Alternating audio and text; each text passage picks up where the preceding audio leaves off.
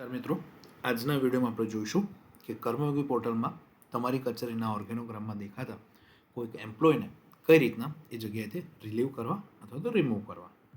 સૌપ્રથમ એડમિન પેનલમાં લોગિન કરી ઓર્ગેનોગ્રામ ઓપન કરવાનો રહેશે. HRMS માસ્ટરમાંથી ઓર્ગેનોગ્રામ મળશે. ઓર્ગેનોગ્રામ ઓપન કરી તમે પ્લસ સાઇન પર ક્લિક કરતા જશો એટલે તમે તમારી કચેરી સુધી પહોંચી શકશો. આ કિસ્સામાં આપણે ડેમોન્સ્ટ્રેશન પર્પઝ છે, એટલે ટેસ્ટ ડિપાર્ટમેન્ટ જે છે એની અંદર આપણે ડેમો જોઈશું. તો હું મારી કચેરીની અંદર જોઈશ તો મને જે જગ્યાઓ ખાલી છે એની બાજુમાં એક હ્યુમન સિમ્બોલ અને પ્લસ દેખાશે નાનું.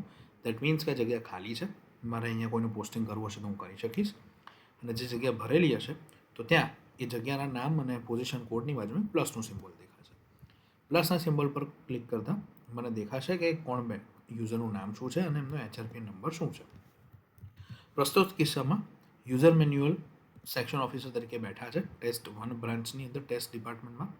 હવે આમને અહીંથી રિલીવ કઈ રીતે કરવા, રિલીવ કઈ રીતના કરવા, હવે આ કયા સંજોગોમાં થઈ શકશે? તો એવું બની શકે કે ઘણા યુઝર્સની એવી ક્વેરી હોય છે કે આ યુઝર એક જમાનામાં અમારી ઓફિસમાં હતા, હવે હાલમાં નથી, અથવા તો કોઈની તાજેતરમાં બદલી થઈ હોય તો એવા કિસ્સામાં એમને રિલીવ કરવાના હોય. તો રિલીવ કરવા માટે જે તે પોઝિશન અને પોઝિશન કોડ જે લખેલો છે એની બાજુમાં તમને શફલનું સિમ્બોલ દેખાશે. એ શફલના સિમ્બોલ પર ક્લિક કરતાં એક ડાયલોગ બોક્સ ઓપન થશે જે કહેશે એન્ડ પોસ્ટિંગ, અને અહીંયા તમારે એ તારીખ એન્ટર કરવાની છે જે તારીખથી તમે યુઝરને તમારી કચેરીમાંથી રિલીવ કરવા માગો છો. આ કિસ્સામાં હું 14 તારીખ સિલેક્ટ કરીશ અને બદલીનો જે હુકમ હશે અથવા તો રિલીવિંગ ઓર્ડર હશે એનો નંબર લખીશ. અહીંયા 1 2 3 લખું છું. જે હું અપ્લાય પર ક્લિક કરીશ એવા આ યુઝર આ પોઝિશન કોડ છે 9443 ત્યાંથી રિલીવ થઈ જશે. અપ્લાય કરીશ, એક વખત વોર્નિંગ આપશે કે શું તમે આ જગ્યા પરથી આ યુઝરને વેકેન્ટ કરવા માંગો છો. આપણે યસ કરશું. Record updated successfully. હવે ચેક કરીએ તો ટેસ્ટ ડિપાર્ટમેન્ટની અંદર ટેસ્ટ બ્રાન્ચમાં સેક્શન ઓફિસર 9445 નંબર તમે જોઈ શકો છો કે આ પોઝિશન હવે વેકન્ટ થઈ ગઈ છે, એટલે કે ખાલી થઈ ગઈ છે. તો આ રીતે તમે કોઈ પણ એમ્પ્લોયને એની પોઝિશન પરથી રિલીવ કરી શકશો. હવે કોઈ ખાલી જગ્યા પર એ એમ્પ્લોયને કઈ રીતના મેપ કરવા, તો અહીંયા એમને આપણે અહીંથી રિલીવ કર્યા. હવે આપણે અહીંયા ટેસ્ટ પોઝિશન ઉપર બેસાડીએ. અહીંયા આ એક્શન કરતાં પહેલાં એક વસ્તુ ખાસ ધ્યાન રાખો કે જ્યાં સુધી કોઈ યુઝર એની જૂની કચેરીમાં રેગ્યુલર પોઝિશન ઉપર બેઠા હશે તો જ્યાં સુધી એમને ત્યાંથી રિલીવ નહીં કરી કરો ત્યાં સુધી એમને નવી કચેરીમાં મેપિંગ કરી શકાશે નહીં. હા, જો એડિશનલ ચાર્જનો કિસ્સો હોય તો તમે એમને જૂની જગ્યા પરથી રિલીવ કર્યા વગર વધારાનો હવાલો આપી શકશો, પણ જો રેગ્યુલર પોસ્ટિંગ આપવાનું હોય તો એમને જૂની જગ્યા પરથી રિલીવ કરવા પડશે. અહીંયા આપણે ટ્રાન્સફરનો કિસ્સો સમજીએ. તો હું બદલી સિલેક્ટ કરું છું. જાહેર હિતમાં બદલી હોય તો પબ્લિક ઇન્ટરેસ્ટ, સ્વવિનંતી હોય તો એમ્પ્લોય રિક્વેસ્ટ. અહીંયા એક ટેસ્ટ યુઝરનો આપણે HRP નંબર નાખશું અને હું સ્ટાર્ટ ડેટ નાખીશ. મેં એમને 14 તારીખથી છૂટા કર્યા હતા તો 15 તારીખથી હાજર કરું છું.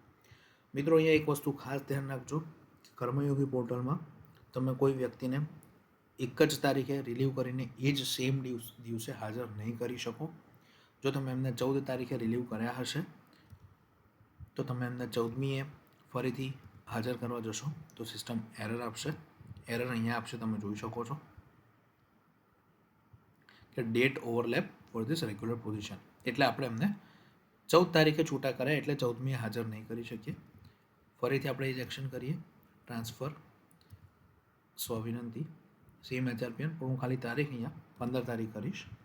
બાકી બધી વિગતો સેમ રાખીને હું સર્ચ કરીશ અને હવે હું અપ્લાય કરીશ એટલે એમનું મેપિંગ થઈ જશે. તો આ રીતે તમે કોઈપણ કચેરીની અંદર તમારા કિસ્સામાં તમારી કચેરીમાં કોઈ વ્યક્તિને રિલીવ કરી શકશો સફલ બટનથી, અને પ્લસના સિમ્બોલ પર ક્લિક કરી યુઝરના પ્લસવાળા આઇકન પર તમે એને કોઈપણ પોઝિશન પર બેસાડી શકશો. હવે એ જોઈએ કે વધારાનો હવાલો કઈ રીતે અપાય. તો આ ટેસ્ટ પોઝિશનમાં મિસ્ટર યુઝર મેન્યુઅલ જે બેઠા છે એમને ડેમો પોઝિશનનો મારે વધારાનો હવાલો આપવો હોય તો એના પર ક્લિક કરીશ. એક્શન ટાઈપમાં એડિશનલ ચાર્જ સિલેક્ટ કરીશ. રીઝન એડિશનલ ચાર્જ આપીશ. સેમ HRPN છે આપણી પાસે. તારીખ હું સેમ બી રાખી શકું છું, કોઈ બીજી તારીખ બી રાખી શકું છું, પાછલી તારીખ પણ રાખી શકું છું. અને હું સિલેક્ટ કરીને અપ્લાય કરીશ એટલે એમને એ ડેમો પોઝિશનનો એડિશનલ ચાર્જ પણ મળી ગયો. ચેક કરી લઈએ. તમે જોઈ શકો છો ડેમો પોઝિશન ભરાઈ ગઈ છે.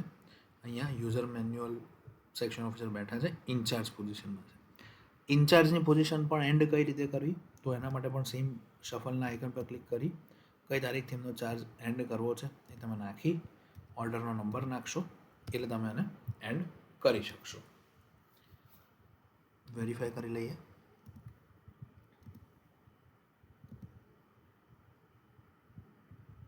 જો ડેમો પોઝિશન ખાલી થઈ ગઈ છે.